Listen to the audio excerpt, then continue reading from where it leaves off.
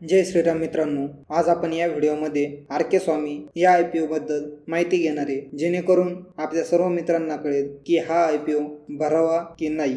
तर चला आपण या व्हिडिओला सुरुवात करूयात। पण सुरुवात करण्याआधी सर्वांनी आपल्या चॅनलला सबस्क्राइब करा, म्हणजे येणारे सर्व व्हिडिओ तुमच्यापर्यंत लवकरच पोहोचतील। आर.के. स्वामी हा IPO 4 मार्च 2024 ला ओपन झाला आणि क्लोज उद्या म्हणजे 6 मार्च 2024 ला हा क्लोज होणार आहे। या स्टॉकची फेस व्हॅल्यू 5 रुपये पर शेअरने असणार आहे आणि प्राइस बँड 270 ते 288 च्या दरम्यान हे शेअर्स आपल्याला अलॉट होणार आहेत। या IPOचा लॉट साईज असणार आहे 50 shares. Total issue size 1,47,06,944 shares, 423 करोडच्या आसपासचा हा IPO असणार आहे। एम्प्लॉयसाठी पाहिलं तर 27 रुपये पर शेअरने हे डिस्काउंट देणार आहेत। त्यानंतर आत्ताच आपण पाहिलं IPO open date, close date, त्यानंतर बेसिक अलॉटमेंट 7 मार्चला असणार आहे।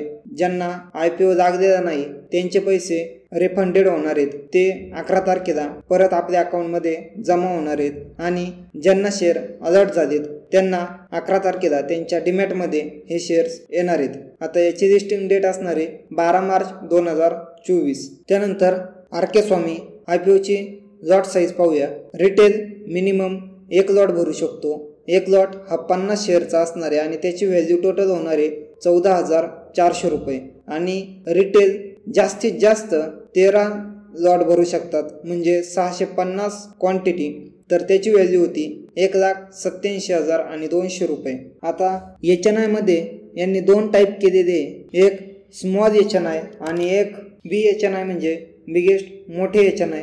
तर स्मॉल HNI मध्ये मिनिमम 14 लॉट आणि मॅक्झिमम 69 लॉट भरू शकतात। त्याची व्हॅल्यू होती मिनिमम मध्ये 2,01,600 रुपये आणि मॅक्झिमम 9,93,600 रुपये। आणि बिग HNI म्हणजे त्या ठिकाणी 70 पेक्षा जास्त लॉट तुम्ही भरू शकता, त्यामध्ये त्याची व्हॅल्यू होती 10,08,000। यापेक्षा जास्त लॉट तुम्ही भरले तर ही अमाऊंट वाढत जाणार आहे। आता आपण आर.के. स्वामी या कंपनीची फायनान्शियल इन्फॉर्मेशन घेऊया। या कंपनीचा ॲसेट जर पाहिलं तर 30 सप्टेंबर 2023 मध्ये 252 करोड होती, 31 मार्च 2023 मध्ये 313 करोड, 31 मार्च 2022 मध्ये 406 करोड आणि 31 मार्च 2021 मध्ये 390 करोड एवढी त्यांची ॲसेट होती।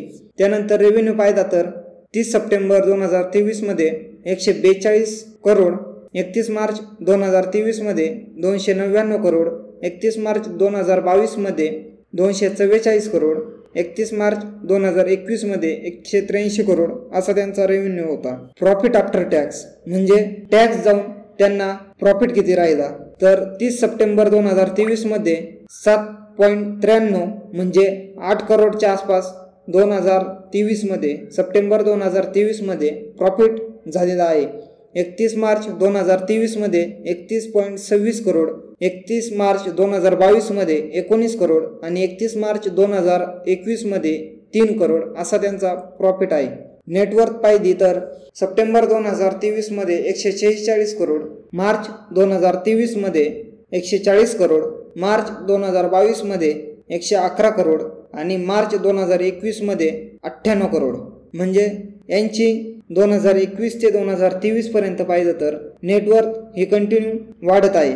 या कंपनीचा ROE पाहिला तर 16.47% आहे आणि ROCE पाहिला तर 6.29% आहे।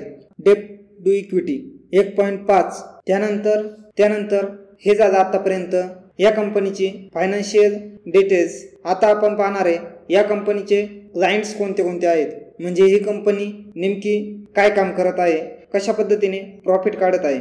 तर यांचे clients consumer durable, consumer goods, retail and e-commerce, banking, finance service and insurance, automotive हे त्यांचे क्लायंट आहेत। आता ही कंपनी सर्व्हिस कोणती प्रोव्हाइड करते, तर advertisement, media management, data analysis आणि कन्सल्टन्सी हे काम ही कंपनी करत आहे। मी शेवटला एक छोटासा व्हिडिओ देणार आहे, त्यामध्ये तुम्ही पाहू शकता की या कंपनीने हॅवेल्ससाठी कशा पद्धतीने ॲडव्हर्टाइजमेंट बनवून दिलेली आहे। त्याच पद्धतीने ही कंपनी इतर कंपन्यांचा सुद्धा डाटा घेते आणि त्यामध्ये ॲडव्हर्टाइजमेंट असेल किंवा मीडिया मॅनेजमेंट असेल, डाटा ॲनालिसिस असेल, कन्सल्टन्सीचं काम असेल, तर ही कंपनी त्यांना सर्व सर्व्हिस प्रोव्हाइड करते. Sometimes even the best, like Havells BLDC, can get better. All it needs is a plus. Plus that makes intuitive, intelligent. Hello Havells, turn on the fan. Plus that makes beautiful, stunning.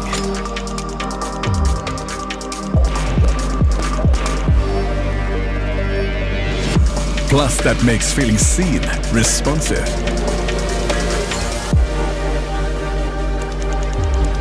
Plus makes smart come alive. Look up to the wonder of Havells BLDC Plus range of fans. For great designs, intelligent technology and lowest energy consumption. Havells BLDC Plus fans. Look up. तर हा video तुम्हाला कसा वाटला कमेंटमध्ये नक्की कळवा आणि आपल्या चॅनलला सबस्क्राईब करा. धन्यवाद.